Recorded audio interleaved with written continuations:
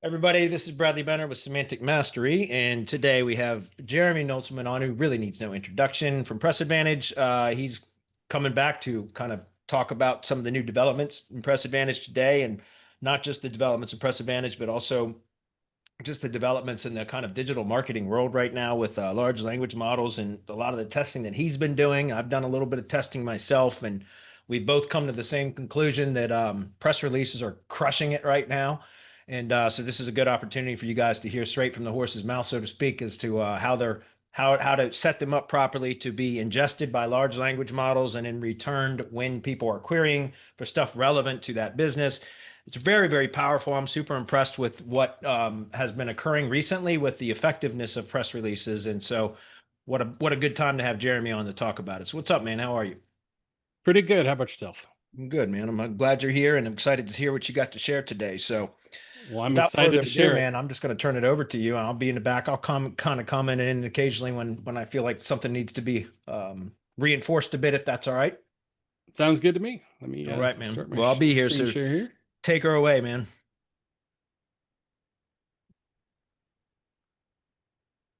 All right.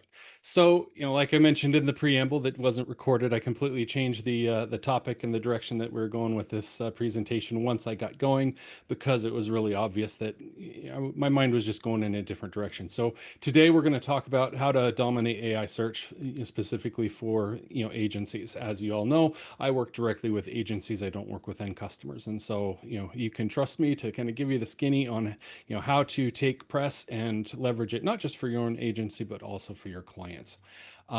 Today's agenda, we're going to cover kind of four main topics. The first one is what's really happening with AI search, how it's completely changed when none of us were really looking, and then how people are really using the AI tools. And as the spoiler there says, it's really not what people are talking about on X and Facebook and kind of the other influencer platforms.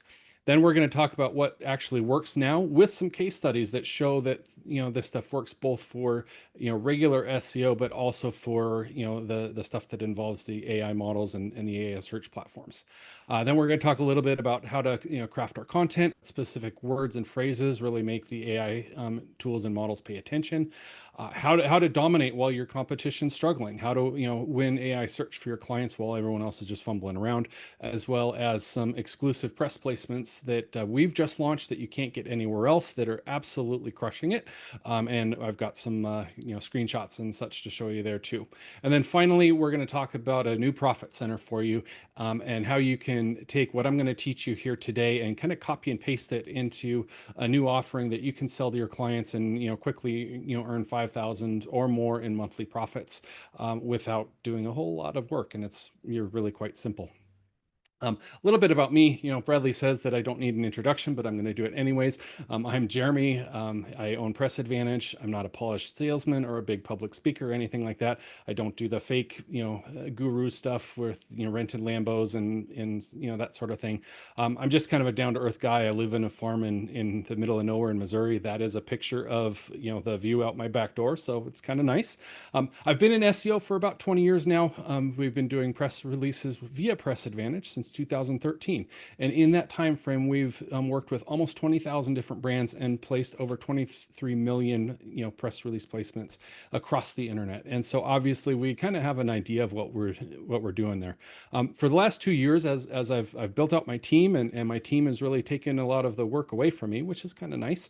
I've been able to spend the last year and a half, 2 years focusing on AI and what it means for us as agency owners, what it means for search in general, and really manipulating and playing with these tools and the large language models. And so everything that we're going to talk about today, it's not theory. This is actually working today. And like I said, I've got some screenshots to show you. So first, let's talk about the truth about AI search, and kind of what's happening right now. Google and Microsoft have both made it completely crystal clear that AI search is going to be the default. They've kind of come a little bit that direction with AI overviews and stuff like that, but they've been very clear that AI mode and Copilot are going to be the defaults for them moving forward. I would be astonished if within the next year that is not the case. Consumers will be using two types of AI search tools, and they're really doing this a lot, already. I was on a call yesterday with a friend of mine, just kind of mentioned what we were doing, and he says, "Oh yeah, yeah, I use AI mode for everything now. So a lot of folks, especially those early adopters, they're already switching to using the search assistants, whether it's AI mode from Google, Bing's Copilot, Perplexity, or any of the other kind of also rans, if you will. Then you've got the AI chat tools, ChatGPT, Claude, Grok. I mean, my mother uses Claude. My daughter talks to ChatGPT. I mean, everybody's using these tools for different things. And moving forward, pretty much every search that is going to happen on the internet is going to go through one of these two paths, either the search assistants or these chat tools. And they work completely differently from a regular Google search. And we have to take that into account with our strategy moving forward, because what we don't want to do is do what everybody on X is doing, and that's chasing the wrong things like AI overviews. Let's not get bent out of shape about AI overviews, because they're going to be gone before we know it, right?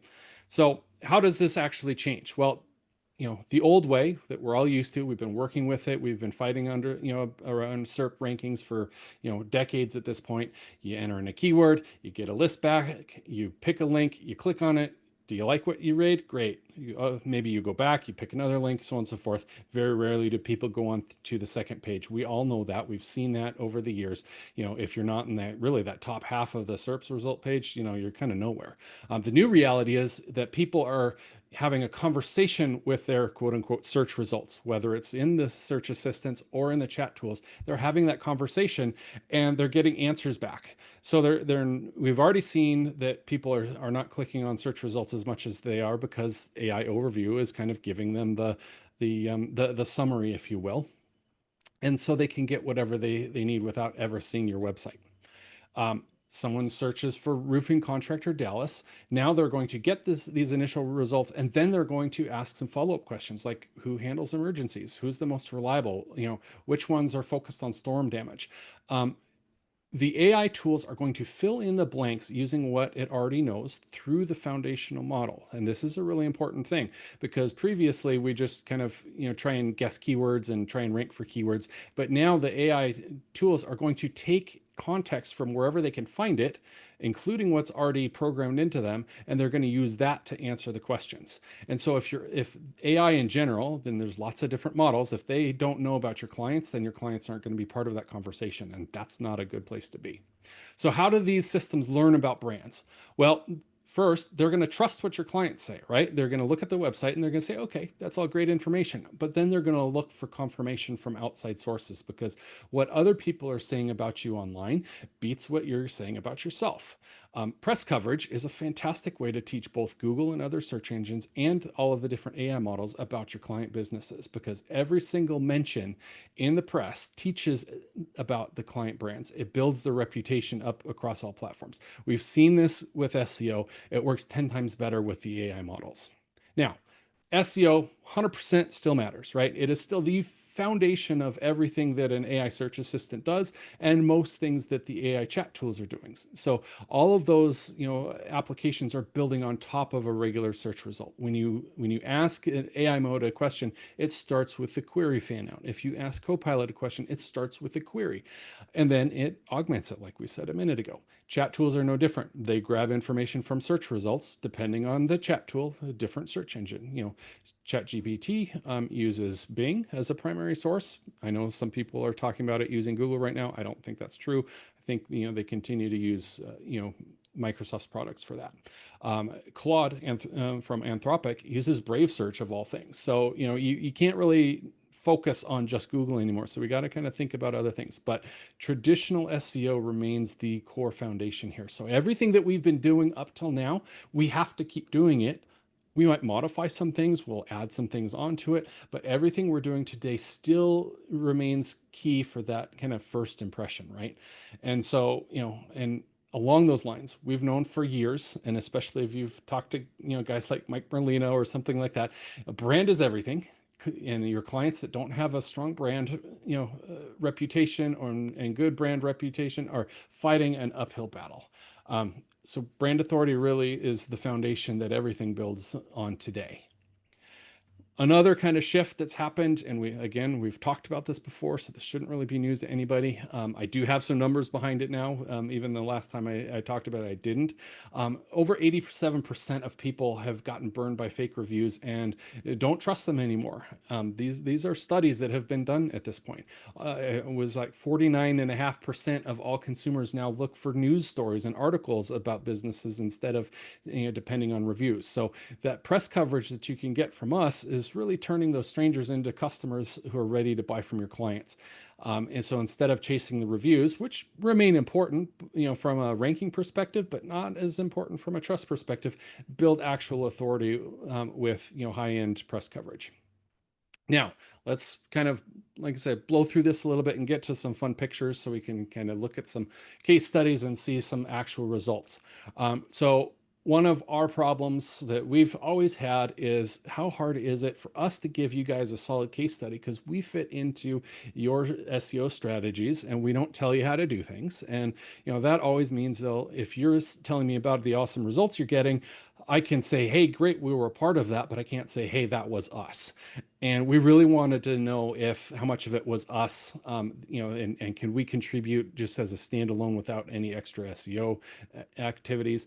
And then we also wanted to test different ways of structuring press releases, how to link them together, what types of anchor text to use, and that sort of thing. And so we did that, and the results were pretty crazy. The bottom line was it reinforced our premise that building your brand makes everything easier. It also told us that generic anchor text still works, but branded anchors are way better. And it confirmed what I've been telling people for 3 or 4 years now is don't use keyword links, right? Use branded or generic anchors. So let's kind of take a look at some of these case study results. Our mechanisms were pretty straightforward. We picked some medium-sized cities with 150 to 200,000 people in them. Same general vertical, same types of businesses. We looked at backlink profiles, social activities, all that stuff. They weren't doing any specific marketing that we could spot, and we're pretty good at spotting, kind of undercover SEO, given that we were in the black hat space for so long, we can kind of find that stuff. And we really wanted to pick people that weren't doing anything. We tested a couple of different methods. The primary thing that we focused on was a stack style strategy where we would start with the branding stack and we followed up with service stacks. We'll talk about what those are in a minute if you don't know. And then we started with a 3-month test and ran a few of them longer. The 3 months is kind of the bare minimum that we recommend to you for each one of your clients. And so we wanted to make sure that our recommendations are still in line with reality. And then we tested different types of anchor text. We tested brand focused, company name with some generic words, and the slide needs to be updated because we also tested, Bradley's favorite, the semantic triple with the brand, the service, and the location. So we did test those as well. We tested generic keywords, and then we tested keyword focus, like just your hardcore keyword, city, service type, that sort of thing. And finally, everything happened using our old school standard network that all of you have access to. None of the special high-end stuff. Let's look at the keyword anchors first, because that's what everybody seems to still be using because it was working 5 years ago. If we look at these results across 3 months, they actually kind of got worse. It certainly stabilized the rankings, right? And they went from having some pockets of 5 to a couple 5s here and there, and almost predominantly 6. So this is kind of a mediocre result. It's not anything I would be particularly proud of if this was my client. It's not a disaster by any means, but it really didn't move the needle a whole lot. Let me just pause here, and I will let you guys know that these images that I'm showing you, these represent a aggregate average ranking across service keywords, whether we were building links to service keyword anchors or not. Everything throughout this entire test is kind of that money keyword that people want to rank for. And so we're testing how do you rank better for these money keywords, whether you're using them as an anchor text or not. So just kind of so this is an aggregate of about 4 or 5 keywords, depending on the business. It's either 4 or 5, and these are average rankings. The next business we tested, very, very similar, right? Not a whole lot of movement, maybe a little bit of stabilization, maybe a little bit of improvement up in the top right corner, but by and large, not a whole lot. These guys, I probably owe them a steak dinner or something, because when we ran this against them for 3 months, it actually tanked their rankings across the board. I feel really bad for that.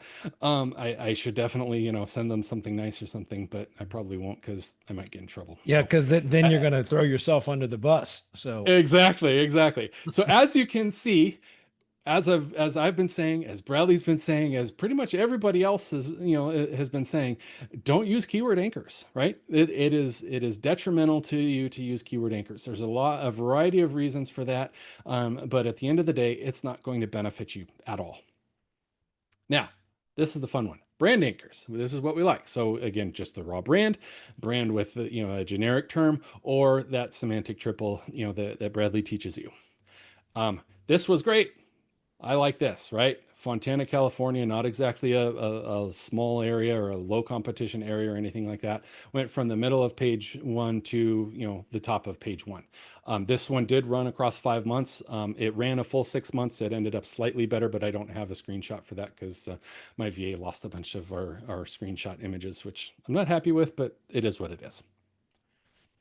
Another similar result. This one, again, this is a 3 month snapshot. We actually ran this for longer. The numbers did get even better, but you can see that, they went from, really page three and worse to, the very bottom of page one and, kind of into the top of page two, if we're using a 10 space page.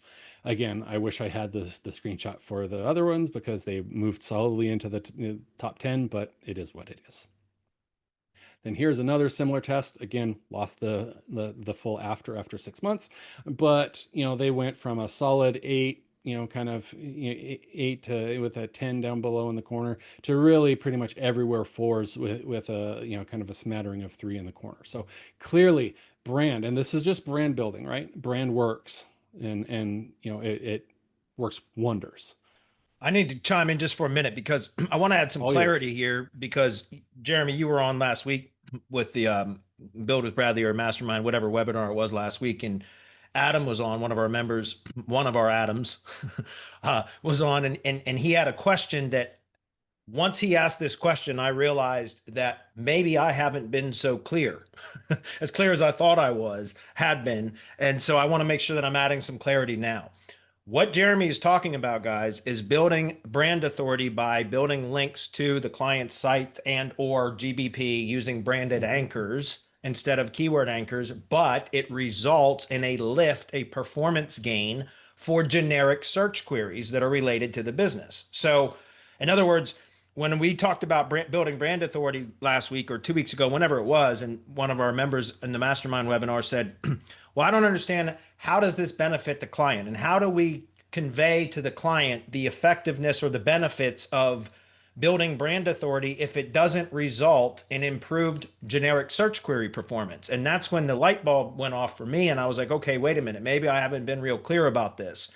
When building branded location authority to a specific business location, which is what I've been talking about for 2 years, it helps to improve the performance for generic search queries.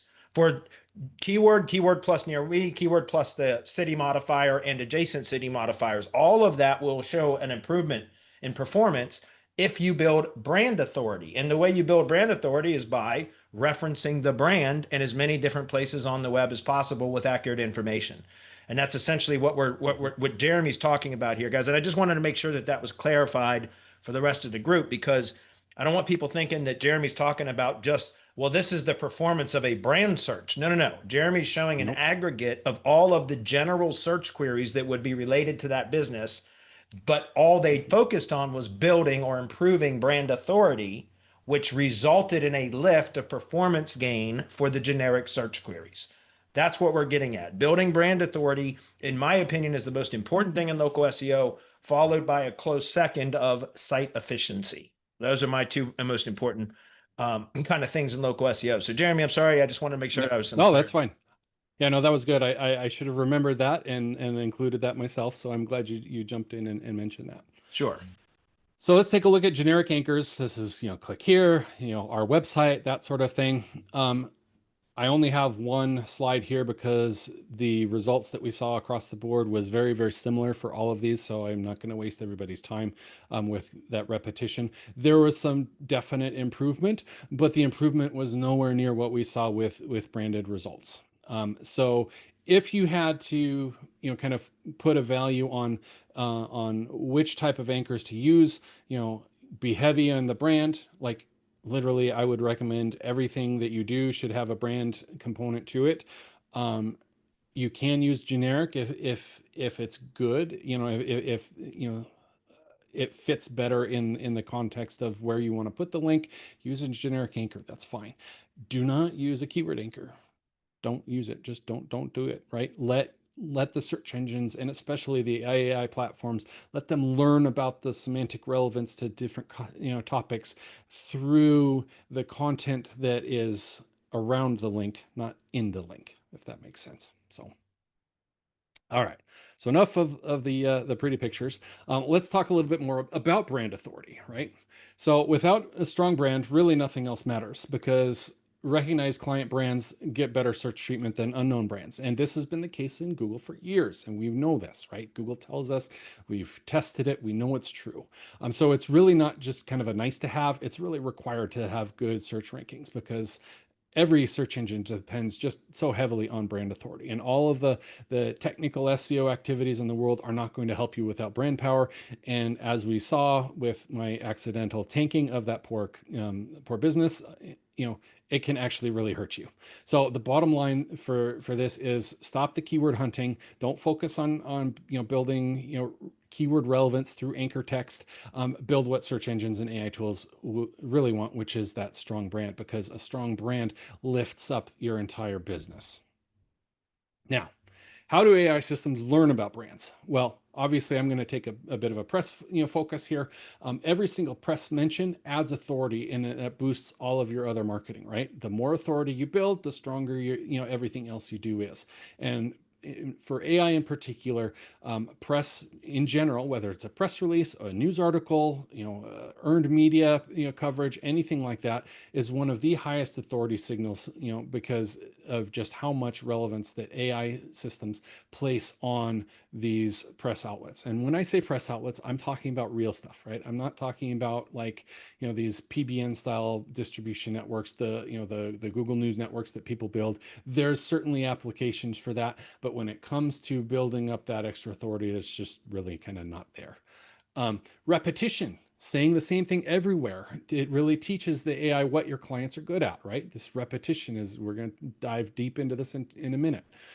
Regional mentions, where we're talking about, regional efforts, helps establish those clients as the local expert in that region. Even if the placement is nowhere near the region, mentioning the area in the press release or in the news article really helps. And then connecting problems that people are trying to solve with the solutions that your clients have really teaches the AI when to recommend your client when somebody has that problem. Really, at the bottom, fundamentally, you're just trying to train the AI systems to present your clients the right way through two mechanisms, which we talked about at the very beginning: through search, because search is the foundation, but then also large language model inclusion, which is where AI fills in the gaps. And remember, these conversations, they go 4, 5, 6 follow-up questions deep sometimes. And that's where having that language model inclusion that most of your competitors aren't going to know how to do, that's where that really shines, because those tools don't go back to the search engines very often after that first query. Now, let's talk about stacks. If you've been following what Bradley teaches, if you've been following what I teach, we talk about PR stacks, PR silos, PR clouds, kind of this general mechanism. I'm not going to, dive into the specifics on that. We've got a video on YouTube that walks you through all of kind of the nitty gritty details on how to build it. So what you're going to do for every single client that you start with, you're going to start with a branding stack. And this is really building up that foundation that everything else depends on, whether it's for SEO or AI. That first release, it introduces your client and why people should care, especially locals, right? You want to bring that local aspect into it if you're working with a local business. So it's important to mention the location, the areas they serve, that sort of thing. This first release goes to premium. And then the second release, We're going to talk about the services that they offer. What problems are they uniquely good at solving?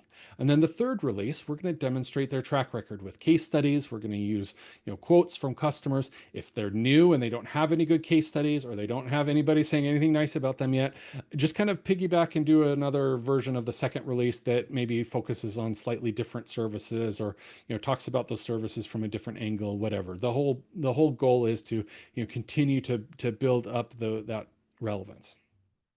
Then we're going to start building service stacks, and you can build as many of these as is relevant, right? So if you have, if that client has 4 key services that they want to promote, you're going to have 4 service stacks. And this is where we start building that deep expertise, primarily for the AI models here. It's going to help with SEO, but this expertise association is really for the AI models. So, we're going to use stacks for this again. Each stack gets 2, maybe 4. A lot of people just don't stop. They keep building them and focus on that one stack. That might be emergency roofing or storm damage repair or roof replacement if your client's a roofer, for example. Then you're going to rotate through. So you don't want to send 4 press releases about emergency roofing, and then 4 about roof replacement, and then 4 about storm damage repair. You want to kind of round robin and cycle through them. We do have automation that can help you with this, but you can certainly do it manually. And again, what you're doing here is you're deep training the AI models to see your client as the expert in that area of expertise and in that location. And at the same time, you continue to build lots of relevance for search engines, like we've been doing for years using these PR stacks. Now, the volume secret that it does change everything. It's not really a secret. I've been harping on this for 3 years or more, and because it's the biggest mistake I see people making when they're using press releases, and that's how often they publish. Right? They'll do one press release and then they'll sit for a quarter or half a year. Maybe even once a year. You're not really going to move the needle. You'll get some backlinks. Those are great. You build some extra relevance. You get some referring domains, which is good, but you're really not taking full advantage of the platform when you do that. You're not getting the best results you possibly could. And so for basic coverage, we say 2 releases a month. This is down from 3. We shifted gears on this, last year sometime, where we started recommending 2 a month instead of 3 a month, because it was just getting the same results for less money on your part. And so why not save you money, and then you can onboard more clients, right? For market leadership, for more competitive spaces, or if you really want to dominate AI, 4 a month. Maybe more, right? Super competitive spaces, tough markets, that sort of thing, add more, right? If you're going for basic coverage in Los Angeles, maybe you start with 4, and if you're trying to dominate, you go up to 7 or 8. It's kind of, you have to judge based on your assessment of how competitive that landscape is. Obviously, anytime you have questions about it, you can always reach out. Myself or somebody on my team can help you kind of figure out where that sweet spot is, but you can definitely continue to test it. Again, spread these across the different services that this client offers, right? So again, we don't want to focus on one service and go deep in one service. We're trying to, cycle through things. So we're building that expertise, very evenly, but we're keeping each stack, each series on showcasing a different, skill set, a different service that client offers, while we continue to build that overall brand recognition. That doesn't mean you can't reference other stuff, right? So if we go back to that roofing, example, storm repair might, correlate with roof replacement, and we can mention it, but the general, core focus of that stack should continue to be, storm repair, and not, roof replacement.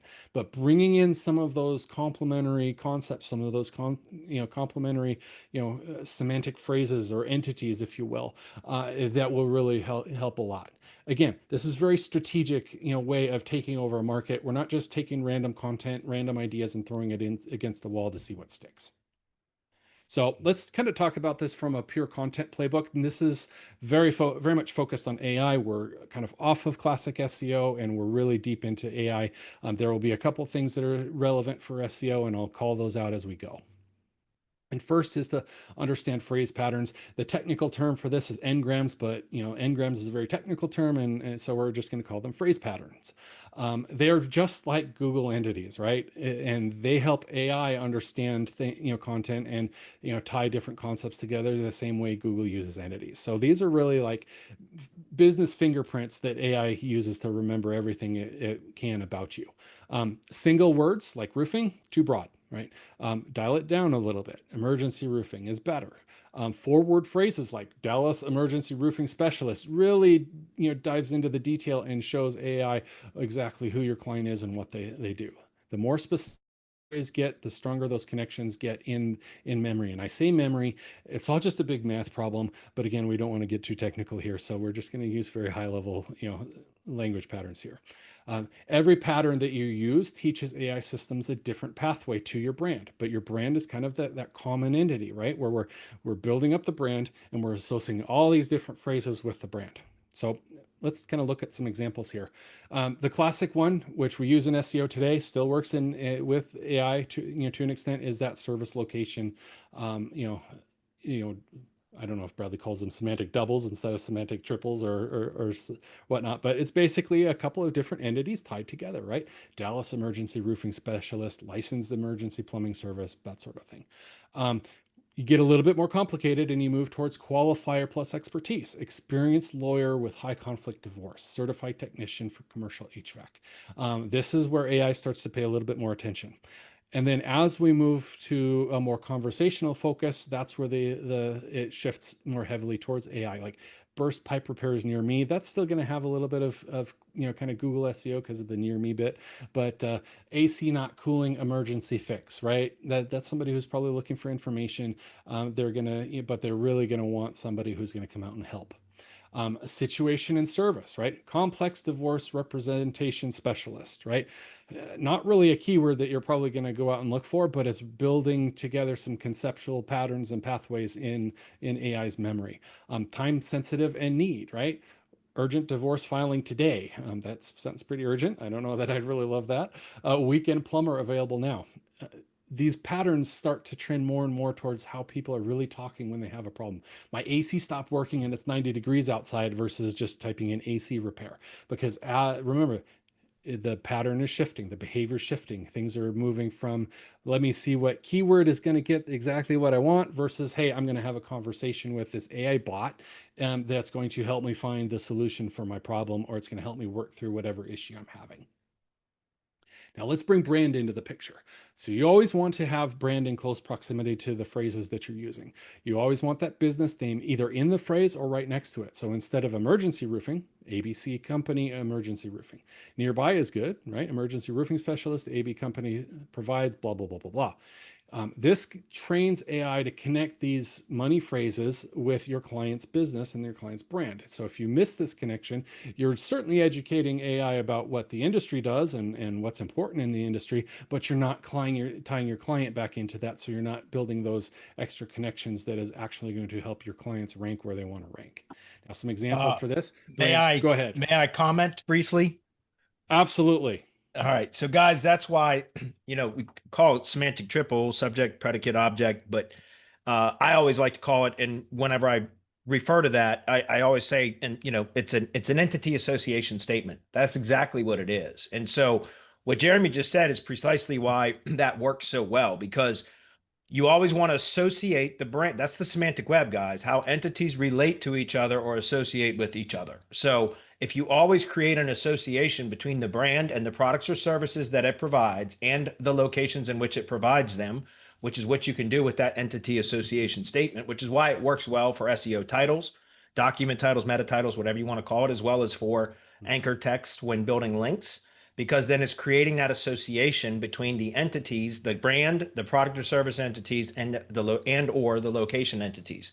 That's why it works. And so that's how you should be optimizing, in my opinion, on page. And that's also how you should be kind of referencing, as Jeremy said, even if it's not directly in the anchor text, in close proximity to the anchor text, because it still creates an association based upon proximity. In other words, the words next to each other on the same page.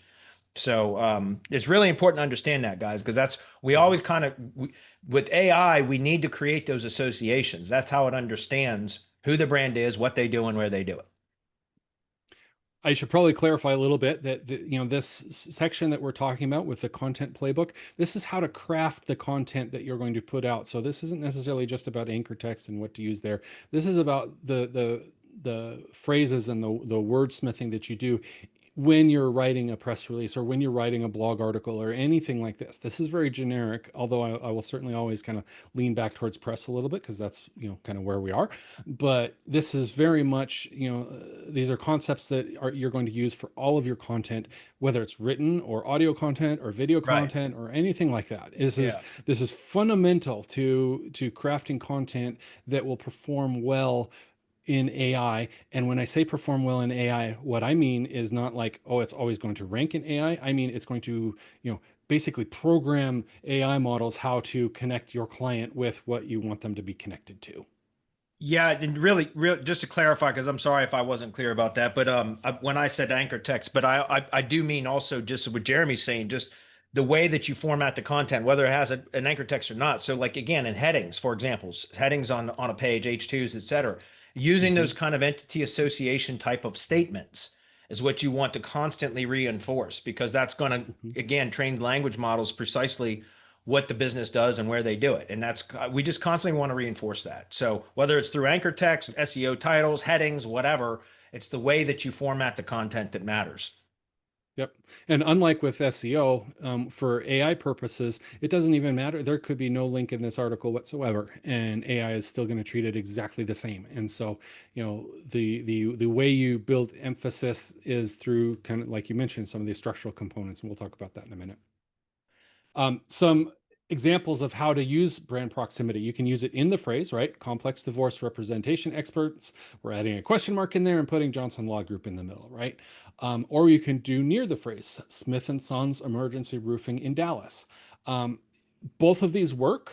I don't have, kind of whatever fits well into the content works, because you're basically taking a complex phrase and you're breaking it up, and the AI turns it into a math problem, right? It's all about the math problem. So, what are these again, the engrams, the phrases, how far apart are they? That's all we're manipulating there. You can skip punctuation when when you kind of envision it. So AC stopped working in this heat wave. Cool Breeze HVAC provides same day repairs. That should probably be a question mark, not an exclamation point.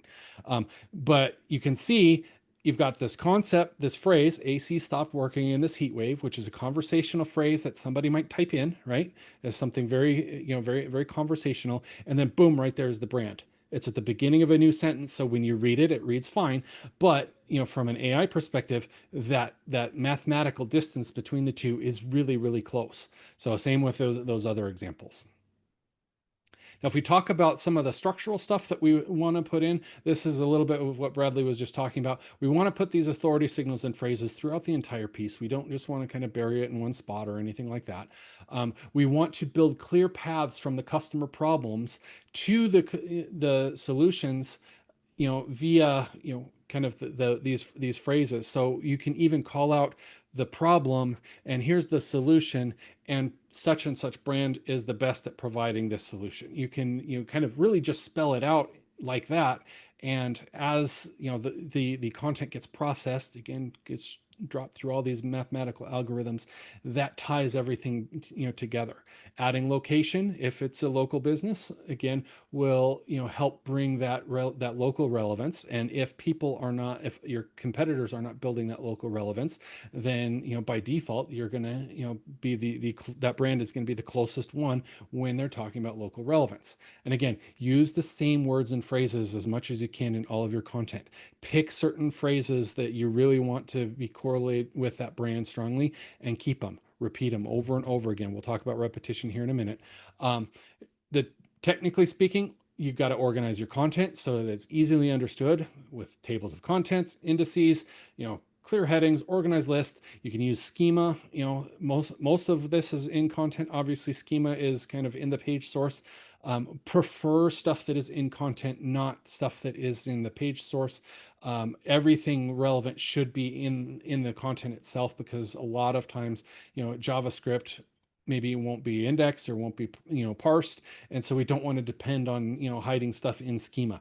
That doesn't mean don't include schema, because we want to keep doing that, but make sure that all the really important stuff lives in content itself. And all of this helps AI understand the content and tie everything together. It also helps structure the content so that people can read it easily, and machines can understand it too. But realistically, we're not really too worried about people. Now, this is one big thing that a lot of people, a lot of the competition isn't really going to know about. This isn't really talked about a lot yet. It will be, I would say, within the next year. People are going to start talking about this more and more. It's been long known in kind of the AI circles that all of these different language models, all of these AI companies are starved for content. They want everything they can get their hands on. They've consumed pretty much all of the text content they can find. And so now they've pivoted heavily into trying to, bring in videos and podcasts and other files and really any kind of non-text content they can get. And there's a real gap there because people aren't necessarily creating anything in those formats for AI to take advantage of, whether it's long or short form video, audios, podcasts, different types of files like putting PDF versions of text up, putting a presentation like a slide deck up, or documents, Google Sheets, online spreadsheets, whatever, right? Get creative. Lots of different platforms, like different types of content. So, you might have short videos on the same topic that are unique because one gets posted on YouTube Shorts and one goes on TikTok and one goes on Instagram and one goes on LinkedIn. And all four of those platforms have different audiences which like different things. And so you can take your same concepts with your same kind of phrases that you're trying to, drill down onto and present them in a way that's going to resonate for that specific audience on that specific platform, which helps from a platform perspective, but it also gives you a great reason to have 4 or 5 versions of the same thing out there, which, just helps reinforce everything because AI learns by repetition. And the more it sees your client messages, the better it remembers that message.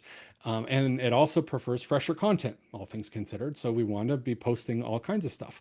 That is why, for example, we suggest 4 releases a month. It keeps those press releases coming. It keeps that news coming.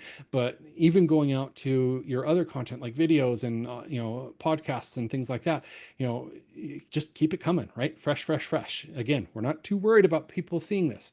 I've been saying this about press releases for years. We don't really care if people see the press release. We want the search engines to see it. Well, now we want the AI systems to see it too. And as you're generating and distributing more content, we want them to see that, and we really don't care if people see it. Again, using the same phrases everywhere, it helps position everything in ways that AI systems don't ignore and can't ignore because their programming requires them. The way those algorithms work, the way language models are built, it requires them to take that repetition as kind of as particularly impactful, let's say. Repeating those word patterns with the brand, with the business name everywhere you can, even in goofy things like email signatures, right? So we really want to use these word patterns. Create a list for your client that says, hey, anytime you want to talk about this, try and use it in the try and use these phrases, right? Get them to do some of this, especially with like social media posts and stuff like that. If you're not doing them for them, that's kind of engage them. It positions you as an expert too, which means that they're going to look at you and say, well, but we got to keep paying this guy because he knows what he's doing. Now, mass content distribution really helps with repetition. So take your text content, convert it to audio video, take your audio and video, convert it to text content, make long form, short form, summaries, anything you can. Put copies out there, modified versions, spin it, whatever, right? As long as you keep those phrases out there, you put it everywhere you can.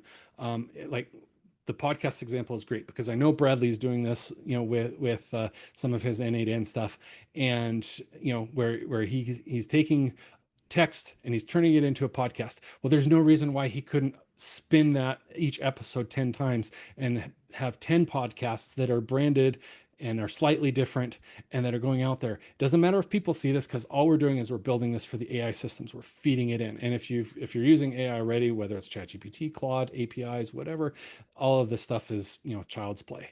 And I know that maybe this is a place where Bradley can kind of tease what he's working on with the syndication stuff.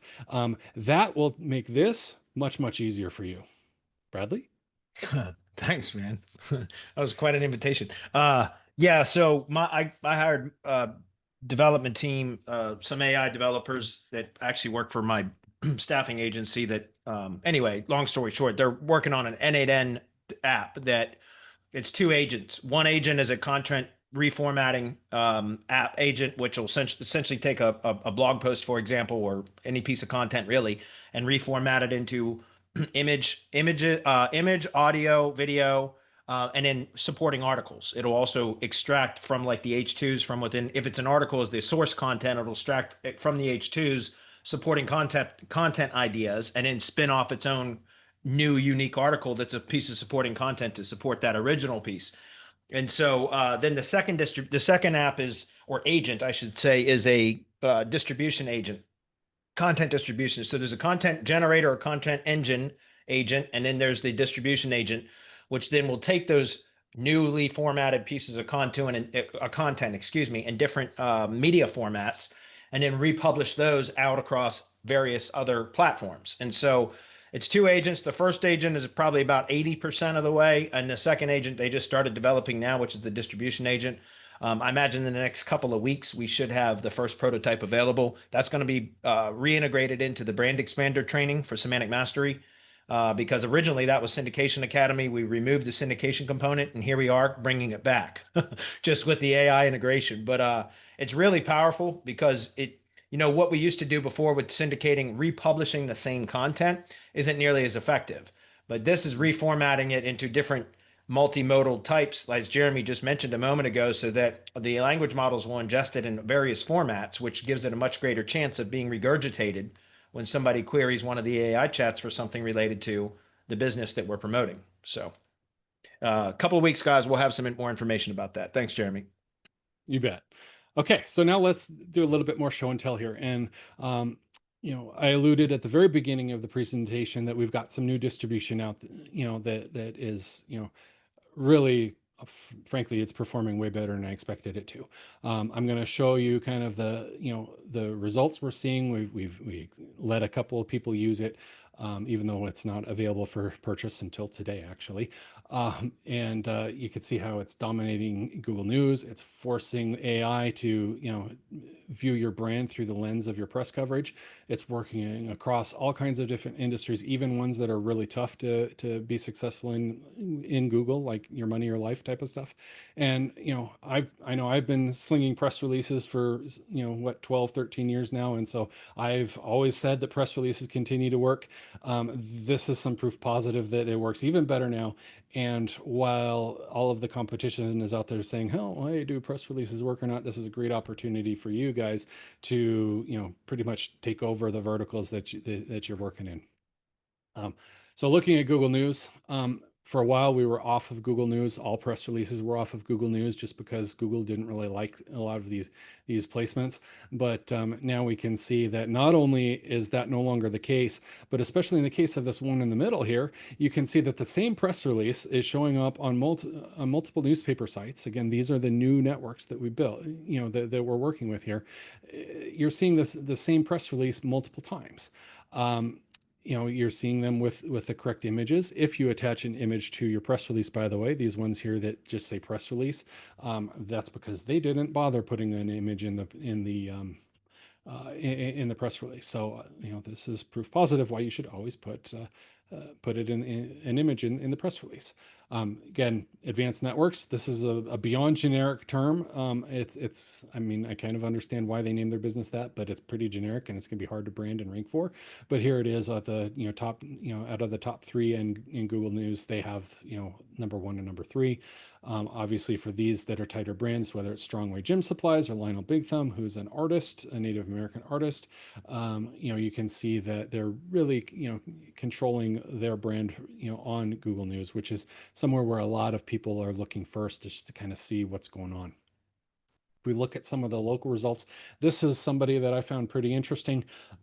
They are putting out a lot of press releases. If you look at kind of the time frames here, 7 hours, 20 hours a day, 2 days. Some of these are the same pickup that got picked up a couple of times, but these guys are being fairly aggressive with press releases. I picked one of the keywords they're trying to rank for, and which is window repair or window replacement or siding replacement. It's one or the other, I forget which. And it was number one on the map pack. But if you look on the left at the search results page, I wanted to show you that because they're being so aggressive with news coverage, and they're just kind of all over with when it comes to news coverage. Look what Google did. It added 3 press releases as top stories about them right under their website. Now, if you're a prospect that is interested in Lone Wolf Exteriors and you want to know, hey, do these guys know what they're doing?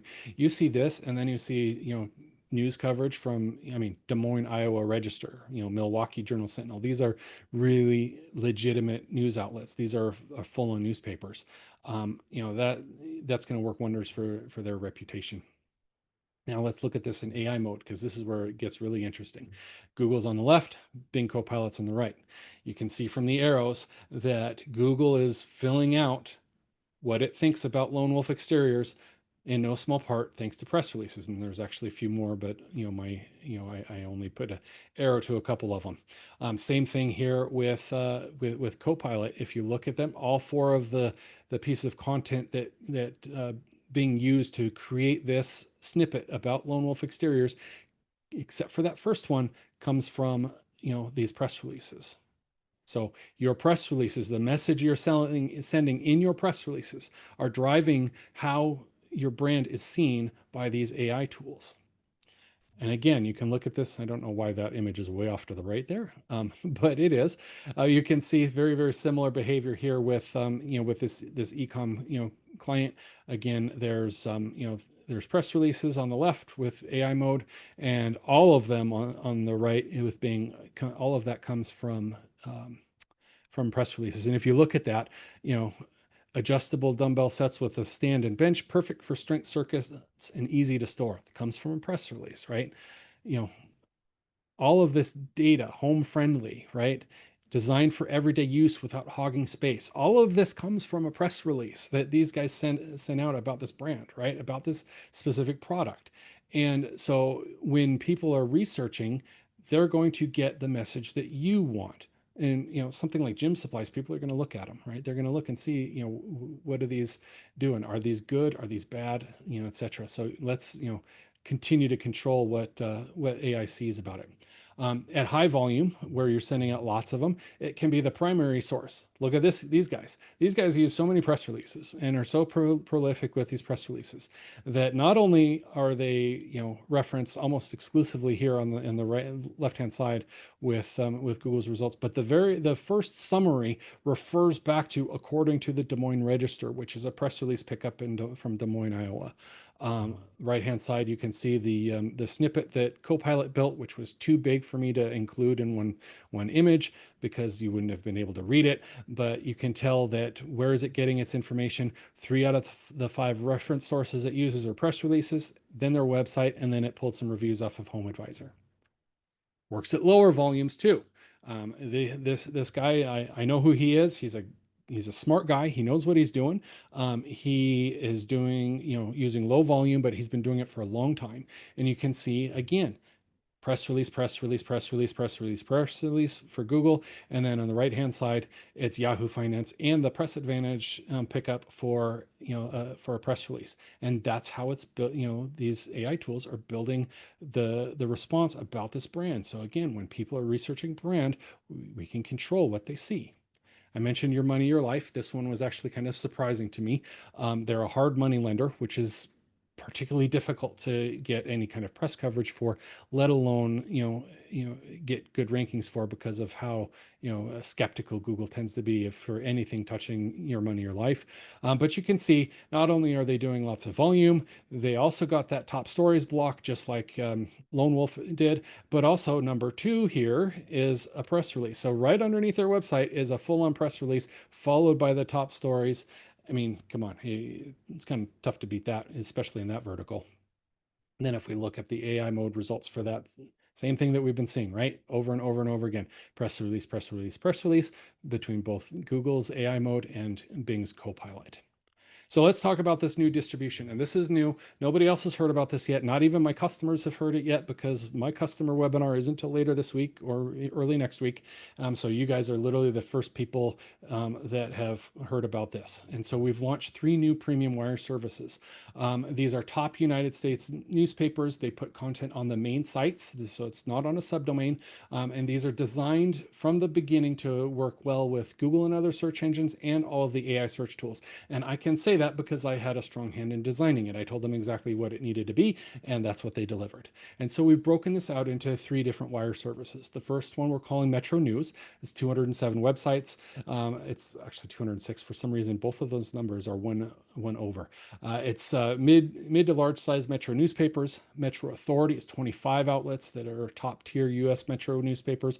And then we have the return of USA Today, which those of you who've been with me for a while remember we had USA Today. There's a whole story behind it that I'm not going to get into today in a public forum, but if you get me on a phone call and want to know, ask what happened to the USA Today the first time, and we can gossip for a few minutes. But here's the Metro News distribution. So 205 major newspapers across America. There's the DA distribution on the right-hand side. You can see that is some really solid placement. These sites right here, this is most of what you were just seeing on those proof shots of AI mode and the stuff that's showing up in Google News, because this is the only distribution wire that I gave anybody access to and kind of in the interim. It's not available for anybody with a current subscription, right? You just can't do it. You have to be on a new subscription plan. Obviously, the economics of it don't let me tie this into any of our current plans. And you're not going to find this anywhere else. I don't know of any of my competition that's carrying this stuff. Some of it is available to some of them. It's a very exclusive arrangement, and I don't know of anybody that's actually signed up for it other than me. Metro Authority, this is a slightly higher tier. This is 25 sites. All of them are DA 80 plus. Obviously, most of them are 80 to 89, but there's 2 of them that are 90 plus. This is some top tier credibility, and it's only available to a few folks that are doing certain upgrades today. And here's the list, right? And I thought you guys might like to see the list. I mean, the Arizona Republic, azcentral.com, right? Detroit Free Press, that's 2 DA 90 and 91 sites. Indianapolis Star, the Tennessean, these are real legitimate newspapers, guys, and they show up like real legitimate newspapers. And I am firmly convinced that the reason why we're seeing multiple pickups of the same press release is because Google is seeing these from such such recognized news outlets, and it's not positioning them as syndicated press releases. It's looking at them as news articles, and so they're just showing up all over the place in Google News. And then, of course, we have USA Today, the A94, same thing. It's on the primary domain. Do follow links, whole 9 yards, right? This is nationwide credibility. It completely changes how people see their clients. This is also just like a regular premium, but this is also a very recognizable brand. So if you have that skeptical client that's wondering, well, what are you actually doing for me? While you're in that kind of first few months where you're not getting much in the way of SEO results for them, send them a copy of their press release or article on USA Today or Yahoo Finance. Send it off to premium, like I tell you to with the branding stack, and then send them a copy of that and send them the link. Say, look, this is what we're doing for you today. And you could say, hey, if you wanted to go get on USA Today, it costs you like $5,000. And what'd you pay me? Oh, $100, whatever. So there's a really good story to tell. This stuff really is a visible, win for you as an agency when talking to your clients. Now, let's talk about the deal, because there's always a deal. You guys know I like to teach first, and then there's a little bit of a deal that we kind of talk about. I hate selling, so I don't do a lot of it. So we'll kind of blow through this, and then we'll answer your questions after that. Now, most of you, if you're just kind of coming in off the street, you don't have a deal with us already, you don't take advantage of today, you're not going to be able to afford to do all of the things we talked about for most of your clients, because to do it the right way, it's going to cost about $500. If you mark that up appropriately, they're going to pay $1,000, $2,000 a month, and only the biggest budgets, can handle that. Some of your lower budget clients aren't going to be able to afford that, and so they might only be getting 1 press release a month, or back to the one a quarter plan that barely works. The old unlimited plans will work for this. It doesn't work as good because you don't have access to the new distribution, right? And so you're kind of, you're not on hard mode, but the real action happens on the new premium networks, and so I want to put you there. And so what I've done is I've created a new distribution layer that's literally only available today. It's only available on these packages, and we're calling it Foundation Plus. And the reason it's Foundation is because our new retail packages, their base package will be called Foundation and not Standard. So it's built on top of our standard distribution as it sits today. And then we're adding that Metro News Network, so that 205, kind of DA 50 to 80, newspaper sites. We're adding those to this. So this is a huge authority builder. It's perfect for training AI systems, and it nets out to be over 650 different media placements. And again, you can see the domain authority breakdown there. 80 of them are over 70. I mean, come on now. We're also going to throw in, today, as usual, a bit of a bonus package. All of this stuff is content that is stuff that's relevant to what we're doing today. So the first one is this content blueprint library. And what this is, I took some time to build some industry specific, content frameworks. So if you're a local service business, or if you're, a B2B service business, what are the types of phrases you should look at? What are what are these? And there's some specific ones, and then there's some generic ones that you can use to kind of help build that list of phrases that you want to target, that list of engrams or entities that you want to target in AI. And then we've got this master positioning framework that just takes everything we talked about today, goes into some more detail, and then provides you with this universal methodology that you can use and adapt it pretty much anywhere. Then we've got the semantic territory takeover guide, and that is basically the process that we teach put into a nice guide. It's a core strategy that we see, basically taking your client and displacing their competition. We've got the invisibility audit system, which is a simple template that shows you where your clients are missing out, specifically when it comes to AI. And then finally, an agency sales toolkit. We had one of these before. It worked great, but it's kind of out of date. And so this is a brand new version of that is some done for you materials that help you sell positioning services to your clients. Now, for those of you who don't know what you get from Press Advantage because you've not been on one of these webinars before, or maybe you forgot, God forbid, let's just gloss over really quick what you get. So you always get fully done for you press releases, including writing. We made that shift a year or two ago to include writing with everything. I was done making the difference between distribution credits and writing credits. I just wanted everything to be simple. And so everything is just all inclusive. Full batteries included. I don't charge you extra for anything other than enhanced distribution if you want to upgrade to premium. Your press release, once it's approved, it goes out within minutes to our industry leading wire services. We literally have stuff here that nobody else can touch. We also pay extra to some of our partners for permanent placements. So where other PR providers have sites that purge, we don't. Right. And it's because I leverage my long-term relationships. And in some cases, I pay a little bit of extra so that the placements that we put, stick forever instead of going away in sometimes as little as 30 days. You get unlimited client media rooms, and I'll show you one of those here in a minute. So I'm not going to talk about that right now. We have full rich media embed support, whether it's images, videos, schema, iframes. If you're using iframes as part of your strategy, we've got retargeting pixels. We've got a whole boatload of different types of rich media. I call it rich media, even if it's not necessarily media, all of these different embed types. And if you've got a new one that you want us to include that, we don't already include, just let me know and we'll add it, because that's where most of these came from, is from customers asking us, hey, can you allow us to embed schema? Can you allow us to embed an iframe? And we say, yep, let's do it. So then you've got set it and forget it automation. The one caveat I will throw out there with this is don't forget it if your clients stop paying you, right, Bradley? And then finally, we have our live placement reports, where as our wire services and our partners send us the URLs of where your releases get placed, we immediately put them in your dashboard. You can see it at any given time what that live look looks like. Yeah, and don't forget what Jeremy just said. Set some sort of an automation up that when when a client cancels billing, that you receive a notification to cancel the scheduled press releases. Because otherwise you'll be contacting support and asking with hat in hand if Jessica, the support manager, would be so kind as to return the credit back to your account. Ask me how I know. Yeah, I A couldn't number I of couldn't times. resist that one. Sorry, Bradley. So these are the media rooms. This is kind of what it looks like without any of the framing. You get a custom media room for every single one of your clients, and it includes every press release that you ever issued for that client. It adds another citation. You can see there we embed the GMB map. It includes a link to your social media platforms. You get an RSS feed so you can repurpose the press releases. There's an embeddable version that you can embed into the client website, or you can also do things like what Bradley does and embed them in other creative places.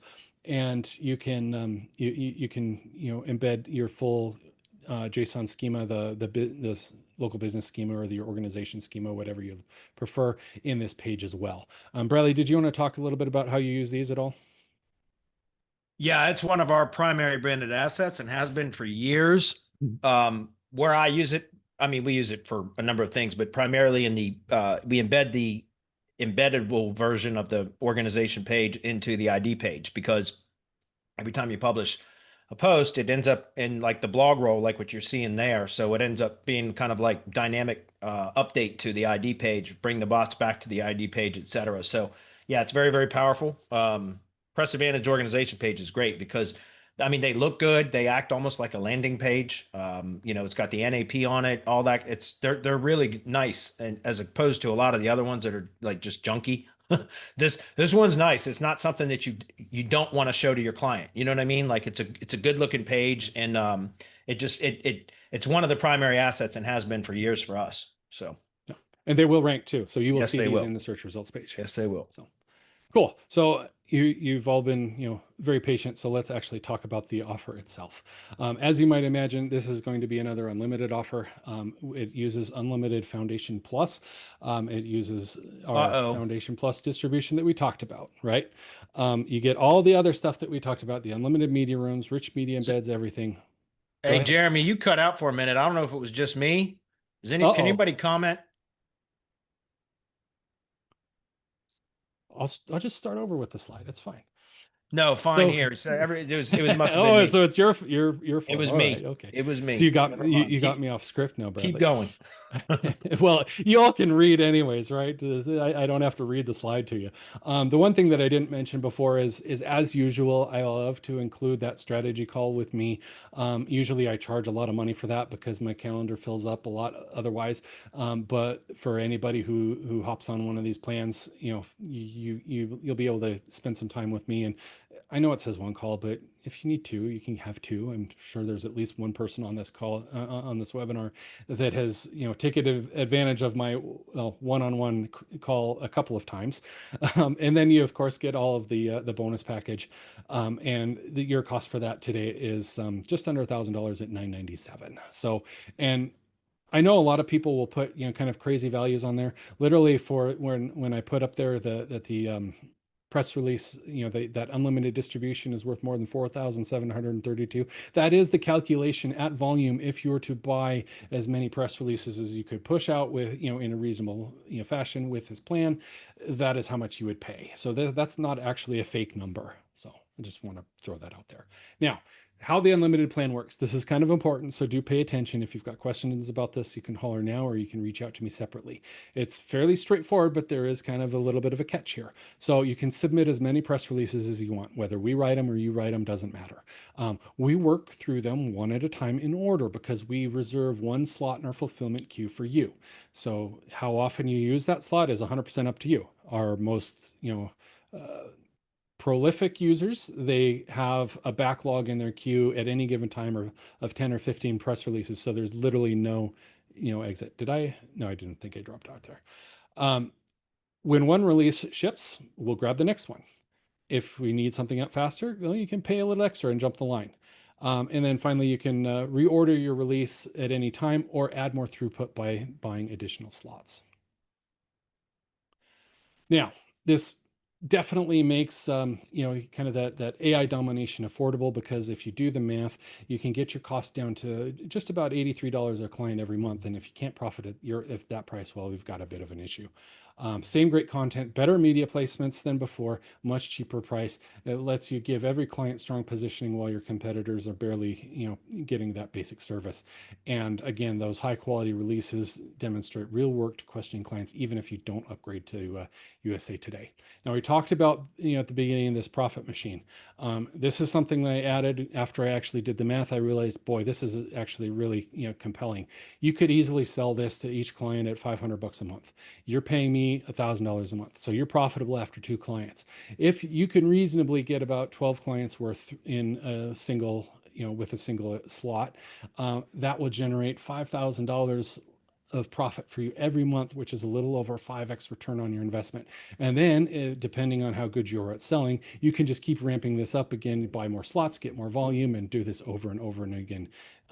And this, to me, this whole concept, especially with the collateral we'll give you, should be a really easy sell for you. So I can't imagine that, you guys would have a lot of problem at least getting 2 or 3 clients on here in the short term. So again, here's the offer slide. There's the link, pressadvantage.com/sm-unlimited. And now let's answer questions. The only question I saw so far was about anything for the UK. So any distribution networks in the UK?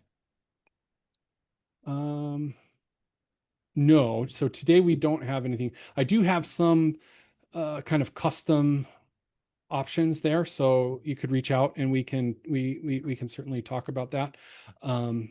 It might be a little expensive unless you can find a few other people that are interested in it, so we can kind of, divvy up the cost a little bit, because there are usually minimums associated with that.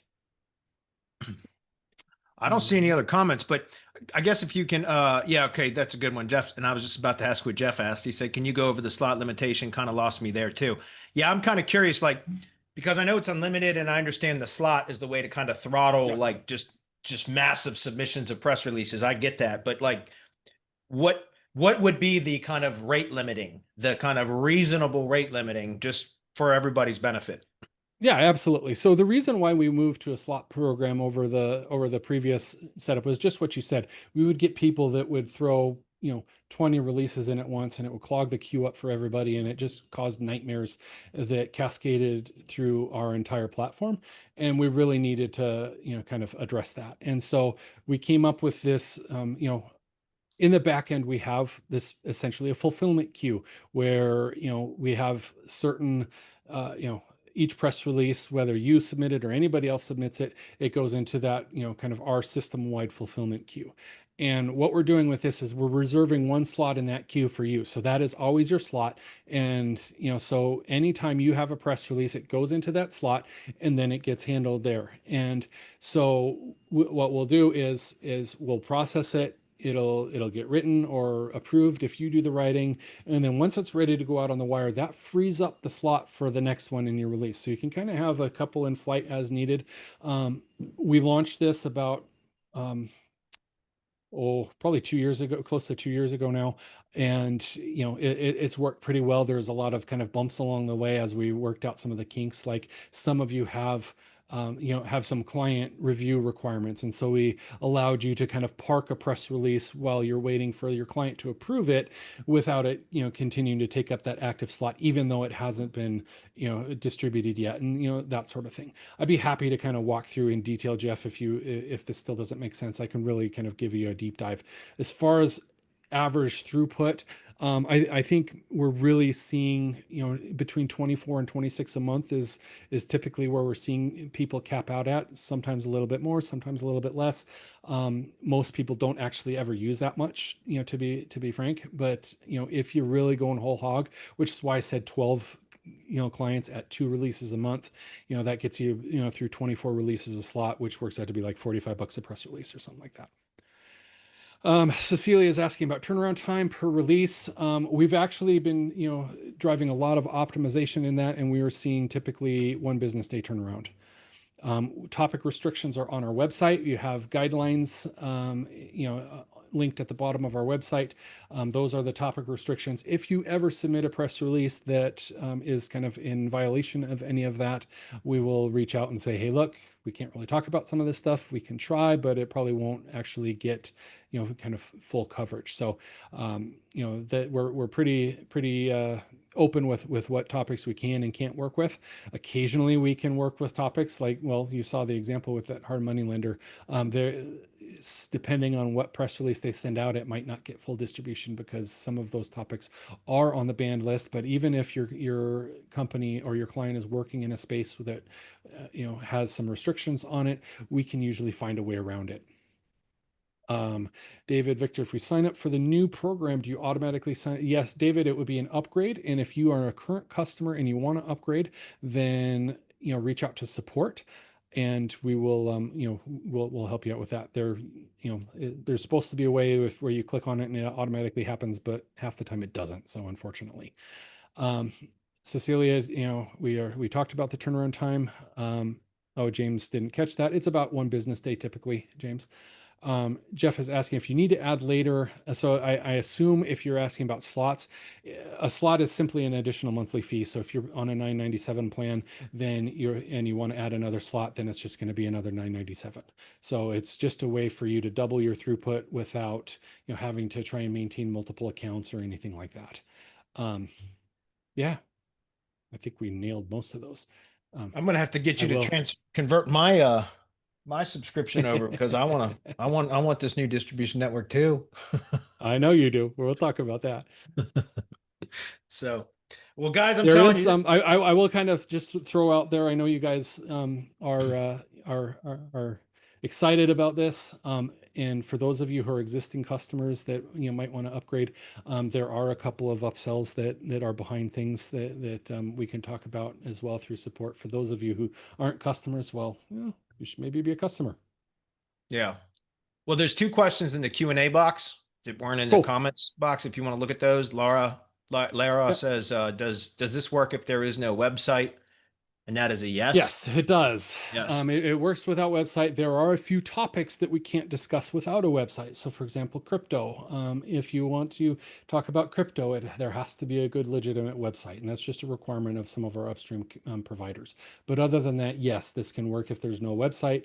All you need is a GMB or something like that for a local business, and you'll be fine and dandy. And then Kyle's asking about writing our own releases. Yeah, we don't care if you write it or we write it. There is a marginal, speed up in the process if you submit releases that you've written. Yeah. And I recommend you guys just let Jeremy's team write them because otherwise you end up as a longer revision or approval process. And I know because occasionally I'll have a white label client that wants to submit a written press release and it just requires a lot of additional support and back and forth. And it's just a pain in the ass. That's true. So That's true. I suggest you just let them write it, man. So I don't see any other questions. James says time for a PR to go out. Didn't catch what he said. So usually within about 24 hours after it's been approved, correct? Yes. Yeah. Okay. And Cecilia, yeah, we are kind of transitioning our internal guidelines to take a lot of what we've taught here into account. That process is still in flight, though. One of the problems with that, though, is a lot of that requires your input because you're the one that's really setting the strategy. I will, I guess, also say that for those of you who might not want to do any of this yourselves, there is a way for us to manage the whole process, including all of the phrases and everything. It is, of course, an additional fee, but on a per brand basis because we're then taking over all of that work. If that's of interest, definitely reach out. And Bill, yes, I am in Missouri. I am about an hour outside of Springfield, Missouri. Sweet. Yeah, man, this is exciting. I'm telling you guys, Cool. it's been crushing it lately with press releases. I've been seeing a lot of really good things with it too. And so I'm actually going to be transitioning some of my own local SEO clients away from some of the other services that I've got included in the retainers and shifting them over to just more bi-weekly press release. So every 2 weeks, because I talked about this with Jeremy on one of the mastermind or whatever webinars a few weeks ago. We were talking about, I said, I still, for a lot of my clients are still just doing one press release per month because of the expense. And because we have a big portion of their retainers going towards other services on a monthly basis. And so, but what I'm seeing is, we can get a lot of really good results with just publishing 2 press releases right now. And so I can kind of claw back some of that retainer from other services and just put it into this, which is a lot less, it's a lot more automated. Let's put it that way. So it requires less effort on my part to still be able to achieve the result for the client, which just allows me to scale a little bit faster and better because I don't have to worry about the fulfillment side of things as much, if that's clear. So I'm going to be testing with that over the next few weeks with some of my tree service clients that, I've already got them ranked well in Google, but now I'm trying to manipulate the language models a bit more. And that's where I think this is going to come into play a lot more. And so I'll be kind of sharing my results and experience with that over the course of the next few weeks within the mastermind community and probably Hump Day Hangouts and such. But guys, I'm saying this is a hell of a deal. Jeremy's distribution network is exclusive. So like you actually literally have an unfair advantage over a lot of the other press release services out there. So I would encourage you to check it out. Don't sleep on this, guys. This is how things are shifting in the digital marketing space. So John asks about the slides. Hey, John, if you reach out to support@pressadvantage.com, I will send you the slides. And that goes for any of you. If you want the slides, if you have follow-up questions, anything like that, reach out to support. As far as deadline goes, this offer will close Thursday night. I probably should have said that. okay. Like I said, I like to teach. I don't like to sell. So Right on. although Well, on the thanks, sales guys. front, so Bradley, we can tell them that I have a tendency to show up to to these mastermind calls. So if they have other questions and stuff, we like to riff off of things there too. Yeah, So if you're not part Jeremy. of the mastermind, join the mastermind, That's guys. right. That's right. That should be the upsell. What I'm saying, seriously, Jeremy's been showing up to I do a webinar every Thursday, guys, in the mastermind. It's either the mastermind with Bradley or the build with Bradley meeting. It's every other Thursday is one or the other. Let's put it that way. So every Thursday, and Jeremy's been showing up a lot lately, which has been great because we get to pick his brain and get some input from Jeremy, which I highly respect him and all that. And so yeah, again, check it out, guys. The mastermind, and by the way, we just launched Local Ops today, the Local Ops SEO system. You guys should check that out. That is the exact same process I use for my own local SEO clients, and it's all in SOP format. But press releases are included in that. Of course, I've been using press releases since I first got introduced to Jeremy at Press Advantage in 2014. Like I was on the launch webinar. And I've been a customer ever since, man. So, and it's just been amazing to see how it's evolved over the years, but it's still been a staple of my services ever since then. So for over 10 years now, it's been an absolute critical component. Press releases have been. So appreciate all that you've done, man. You bet. Well, thank you all for your attention. I really appreciate it. If you have questions, like I said, reach out to support@pressadvantage.com. If you know how to get a hold of me direct, feel free to do that too. And Bradley can always connect you That's as right. well if need be. So check it out, guys, and we'll or get this find me in the replay. mastermind. I'm in the mastermind. That's right. And we'll get this replay posted within the next 24 hours. If anybody has any questions, reach out to Jeremy, or you can reach out to us at Semantic Mastery, especially on Hump Day Hangouts. We'll pitch it then again to Jeremy on Wednesday. So, Sounds good. all right. Thanks, everybody. Appreciate you guys. Thanks, folks. Take care.